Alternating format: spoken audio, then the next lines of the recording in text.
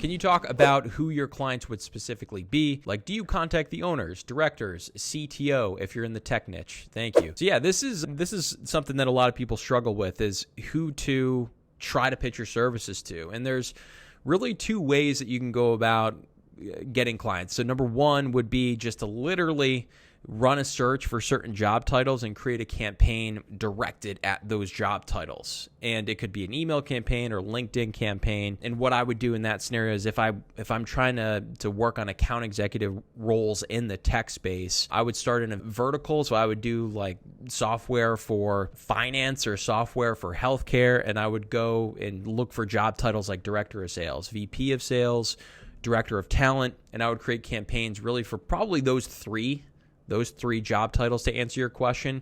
But really the second way that I believe is a better way to get these clients is to go to job boards, find the exact roles that you want to work on. And I mean, they obviously have a need as well, like the urgency is there for them to hire, and then go to the organizations and try to find people that you can pitch your services to. This is just better in the long term, because it's better to have 15 duplicate roles than have 15 roles that are completely different, because you're going to have to allocate services and do different things for each role, right? In contrast to if you have 15 account executive roles in the finance space, you do 2 hours of sourcing. That 2 hours of sourcing can be used at all those clients, right? So it's just working smarter in the future. So it's better to put in that effort first. But to answer your question is, when you're going into those organizations, each organization is going to be different depending on the size or the industry, and job titles mean different things at different places. And when I first got started in sales, this is very common in the tech world, especially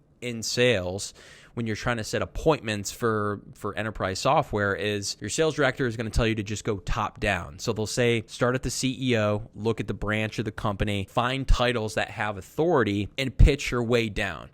And the thought process behind this is really that if you run into somebody and you get a response from an individual who doesn't have the authority to make a hiring decision or outsource to a recruiting agency, that's fine if they have authority within the company, because they'll say, hey, reach out to Jim Smith. He's the one who handles all of this. Now you have a very positive interaction, and I'll give a call to Jim Smith and say, hey, I just spoke with Jackie, who is the director of whatever, aka she has real authority. I chatted with her. She told me to give you a call. Good things happen when you reach out to people of authority, and even if you miss and you get a response, it's better than getting a response from an entry level, CS person who is not going to really give you any of that juice when you do reach out to that person who can make the decision. So that's the rule of thumb, is just go top down. As you do more, you're going to learn more about your industry, your niche. So just get going. Just go for it. Don't be afraid to make mistakes. Go top down if you